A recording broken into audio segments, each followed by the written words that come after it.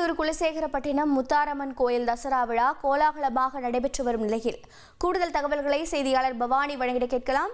பவானி வணக்கம். திருச்செந்தூர் குலசை தசரா திருவிழாவின் ஏற்பாடுகள் என்னென்ன செய்யப்பட்டிருக்கிறது, பக்தர்களின் வருகை எப்படி இருக்கிறது, உங்களுடைய தகவல்களை பதிவு பண்ணுங்க.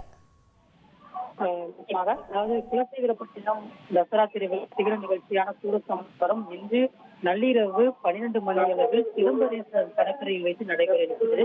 அதாவது அதிகாலை முதலில் இருந்தே ஏராளமான பக்தர்கள், குறிப்பாக பல லட்சக்கணக்கான பக்தர்கள் தூத்துக்குடி, கன்னியாகுமரி, விருதுநகர், கரூர் உள்ளிட்ட பல்வேறு பகுதிகளில் இருந்து லட்சக்கணக்கான பக்தர்கள் வேடங்களை அணிந்தபடி தற்பொழுது குலசேகரப்பட்டினத்தை நோக்கி வந்தவண்ணம் இருக்கிறாங்க. குறிப்பாக குலசேகரப்பட்டினம் எல்லையிலிருந்து குலசேகரப்பட்டினம் திருக்கோவிலுக்கு என்று சுமார் 8 கிலோமீட்டர் தூரத்தில் நீண்ட நேரமாக ஊர்வலமாக வந்தவன் இருக்கக்கூடிய காட்சிகளை பார்க்க முடியும்.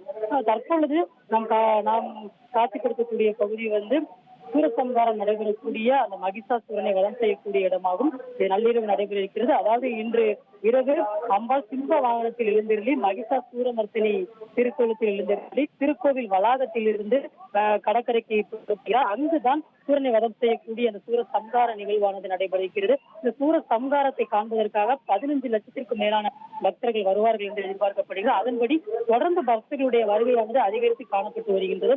இந்த பகுதியில் பக்தர்களுடைய பாதுகாப்பிற்காக சுமார் 3500க்கும் மேற்பட்ட காவல்துறையினர் தற்போது பாதுகாப்பு பணியில் ஈடுபட்டிருக்காங்க. பக்தர்களுக்கு தேவையான அடிப்படை வசதிகள் முழுவதும் செய்யப்பட்டிருக்கிறது. வரக்கூடிய பக்தர்களுக்கு சுமார் பேருந்துகள் 250க்கும் மேற்பட்ட பேருந்துகள் இயக்கப்பட்டிருக்கிறது. எங்கு பார்த்தாலும் பக்தர்களுடைய வருகையினால் தற்பொழுது குலசேகரப்பட்டினம் மட்டுமில்லாமல் குலசேகரப்பட்டினத்தில் இருக்கக்கூடிய அனைத்து பகுதிகளுமே தற்பொழுது பக்தர்கள் வருகையால் நிரம்பி இருக்கிறது நம்மளால பார்க்க முடிகிறது. உங்களுடைய விரிவான தகவல்களுக்கு நன்றி பவானி.